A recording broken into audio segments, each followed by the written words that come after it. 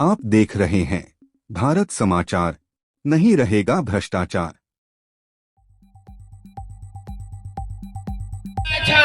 डोंगा छाप में वोट देकर राष्ट्रीय महान गणतंत्र पार्टी के श्री सुजान देव जी को विजयी। नमस्कार, मैं शब्बीर हसन और आप देख रहे हैं भारत समाचार। जैसा कि आप लगातार देख रहे हैं कि भारत समाचार की ओर से खास पेशकश की शुरुआत की गई है जिसका नाम है किसमें कितना है दम। इसी एपिसोड में हम लगातार अलग अलग राजनीतिक पार्टियों के जनप्रतिनिधियों से, पदाधिकारियों से, प्रत्याशियों से लगातार हम चुनावी चर्चा को कर रहे हैं। इसी तारतम्य में आज हम पहुंच चुके हैं सरगुजा जिले के अंबिकापुर शहर में।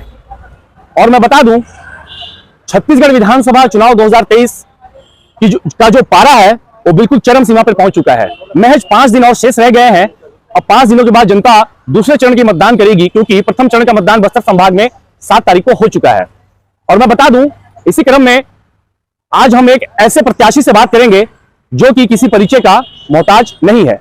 जी हां, वो प्रत्याशी राष्ट्रीय महान गणतंत्र पार्टी से अंबिकापुर विधानसभा क्षेत्र से टिकट हासिल किया है। और मैं बता दूं, वो शख्स समाज सेवी के रूप में भी लगातार आपको सोशल साइट में वो सेवा करते मिलेंगे।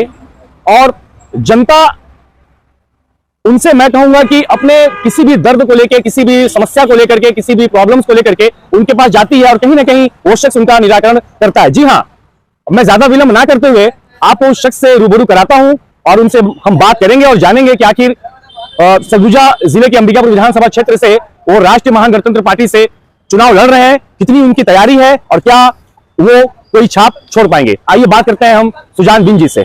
सबसे पहले भारत समाचार में आपका बहुत बहुत स्वागत है। जी भैया जी, स्वागत, धन्यवाद भैया जी। सर, जैसा कि आप भली भांति जानते हैं कि आज विश्व में 2 सबसे बड़ी राजनीतिक पार्टियां कहलाती हैं, पहला कांग्रेस पार्टी, दूसरी भारतीय जनता पार्टी। क्या लगता है इन दोनों पार्टियों के दरमियान में राष्ट्रीय महान गणतंत्र पार्टी क्या अपना छाप छोड़ पाएगी? जी बिल्कुल, देखिए क्या है कि वो जो पार्टियां हैं वो बड़े लोगों की है, राजे रजवाड़े पूंजीपतियों की हैं, और हमारा छोटे तबके की पार्टी है और छोटे तबके की समस्याओं को लेकर चलती है, तो निश्चित है हम कहीं ना कहीं सफल होंगे और सफलता हासिल होगी। सर, क्या लगता है कि जिस तरीके से आज कांग्रेस और भारतीय जनता पार्टी जो लगातार घोषणाएं करते आती है योजनाओं को लेकर, विकास के क्षेत्र को लेकर, तो क्या लगता है वो जो योजना लाते हैं, जो घोषणा पत्र में ऐलान करते हैं, वो घोषणा पत्र वास्तविक में वो उसका फायदा ग्रामीण आपकी जनता को मिलता है या सिर्फ कागजों में वो घोषणा पत्र सिमट के रह जाता है? नहीं, देखिए ये जनता को प्रभावित करने के लिए, प्रभावित मतलब लुभाने के लिए है कि हम ये करेंगे, बाकी ऐसा करते नहीं है। यदि ऐसा करते ना तो शायद मैं जो है ना 10,000 रुपया खर्चा करके और फार्म नहीं भरता, विदाई के लिए दावेदारी नहीं करता, क्योंकि हम सामाजिक कार्यकर्ता, हमारा ये रहता है कि हम क्षेत्र का विकास हो, लोगों को कोई तकलीफ ना हो, ये अपना स्वभाव में है। सर, किस मूल मुद्दाओं पे आप चुनाव में उतरे हैं? देखिए, हम कोई मुद्दा नहीं रखे हैं, जो पार्टियां जो अपने अपने मुद्दा रखे हैं और इन लोगों ने कोई काम नहीं किया है, लोगों को लुभाने के नाम से जो भी किए हैं, तो उस काम को हम करेंगे। ये सिर्फ वादे किए हैं लेकिन उस काम को हम करेंगे, क्योंकि इनके बस का बात नहीं है, सिर्फ लुभावने वादे कर सकते हैं। जैसा कि सर हम लगातार देखते आए हैं, आप सरगुजा जिले में रेल विस्तार को लेकर काफी आपने मेहनत करी है और आज तक भी आप उस कार्य को कराने में आप बिल्कुल सहयोग करने लगातार अपना समय दे रहे हैं। तो क्या लगता है ये सरगुजा रेल विस्तार का जो आपने जो मुहिम छेड़ा है, लगातार आप सिंगल हैंडली मेहनत कर रहे हैं, क्या लगता है ये संभव हो पाएगा?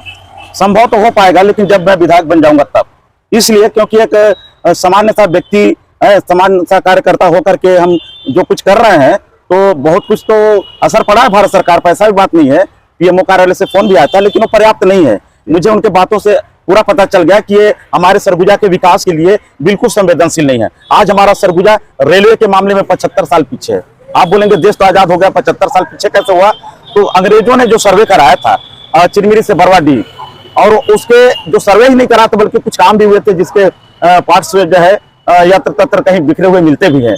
लेकिन जैसे ही आजादी हुई, कोई भी उस अनुपात में थोड़ा सा भी हमारे सरगुजा क्षेत्र में रेलवे का विकास नहीं हुआ। वहीं दूसरी ओर हमारा सरगुजा जो है अन्य क्षेत्रों की अपेक्षा 10 साल पीछे चल रहा है। सड़क के मामले में, आपका ये शिक्षा के मामले में, स्वास्थ्य के मामले में, हर क्षेत्र में हमारा सरगुजा जो है बहुत पीछे है।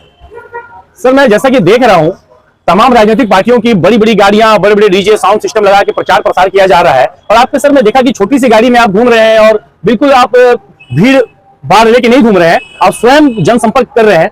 क्या इसके पीछे कुछ खास मकसद है आपका, या पैसा बचाना चाहते हैं आप? नहीं, देखिए, पैसा तो मेरे पास है ही नहीं कि मैं बचाऊं।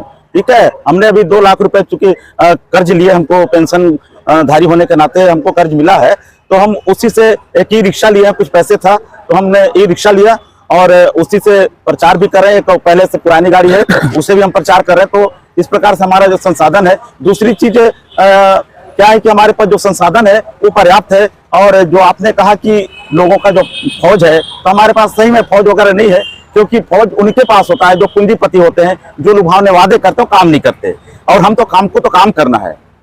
सर, एक सवाल मेरा आपसे ये है कि आप जिस विधानसभा क्षेत्र से आप चुनाव लड़ रहे हैं, वहां पे कहते हैं कि टीएस सिंहदेव जी का राज है।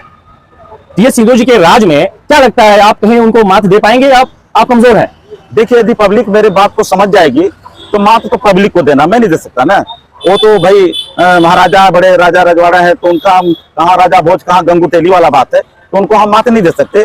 पब्लिक चाहेगी, और पब्लिक यदि समझती है, यदि मेरी आवाज यदि उन तक पहुंची होगी, तो निश्चित है कि पब्लिक उनको मात दे देगी, ये बात पक्का है। सर, कितने विधानसभा क्षेत्र से आप प्रत्याशी आपकी पार्टी से उतारे गए हैं पूरे छत्तीसगढ़ में? देखिए, अभी तो मेरे को कोई जानकारी नहीं, इसलिए क्योंकि मैं तो अपने आप में खो गया हूँ, क्योंकि जानते हैं कि अपना छत्तीसगढ़ का हाई प्रोफाइल यदि कोई विधानसभा है वो अंबिकापुर है, तो मैं तो यहीं खोया हूँ। और जो हमारे प्रभारी महोदय हैं सुनील कुमार जी, वो बता पाएंगे।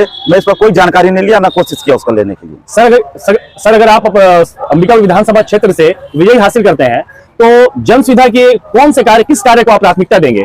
देखिए, सारे कार्य तो लटके हुए हैं, सड़क है, बिजली पानी है, स्वास्थ्य है, शिक्षा है, शिक्षकों की भारी कमी है, स्वास्थ्य सेवाएं तो है लेकिन व्यवस्थाएं नहीं है। तो जो गड़बड़ियां होती है, वास्तव में सरकार जो प्लानिंग करती है ना, तो उसमें जो भीतरी जो गड़बड़ियां होती है, कमीशनखोरी, रिश्वतखोरी, जिसके कारण जो सरकारी योजनाएं हैं, जो लोक लुभावने जो वादा आपने कहा, तो उसका जो पालन नहीं हो पाता है। हम ईमानदारी से, एकदम ईमानदारी से 100%, हमें तो कमीशन भी नहीं चाहिए, हमको तो जो वेतन भी मिलेगा ना, तो वेतन हम कर्मचारी रखेंगे 10-20 को, जितना क्षमता होगा हम कर्मचारी रखेंगे, ताकि हमारे कार्यालय में जो भी आए उसका त्वरित निदान हो। तो हमको, और वैसे भी हमको पेंशनधारी, हमारा कोई आउट खर्चा भी नहीं है कि हमको ज्यादा पैसा की आवश्यकता है। बहुत बहुत धन्यवाद।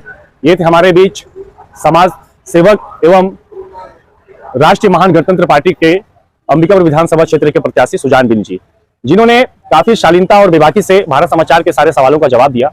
अब देखना है कि मतदान के लिए अंतिम 6 दिन शेष रह गए हैं। अब जनता जनार्दन किसे सर पे ताज पहनाना चाहती है, ये तो अभी आने वाला वक्त बताएगा। अब देखना यह है कि चुनाव पश्चात किसके सर पे ताज सजेगा और किसके हाथ निराशा लगेगी, इसका भी इंतजार करना जरूरी है। तब तक के लिए दीजिए मुझे इजाजत। कैमरामैन सैफ के साथ मैं शब्बीर हसन, अंबिकापुर, छत्तीसगढ़।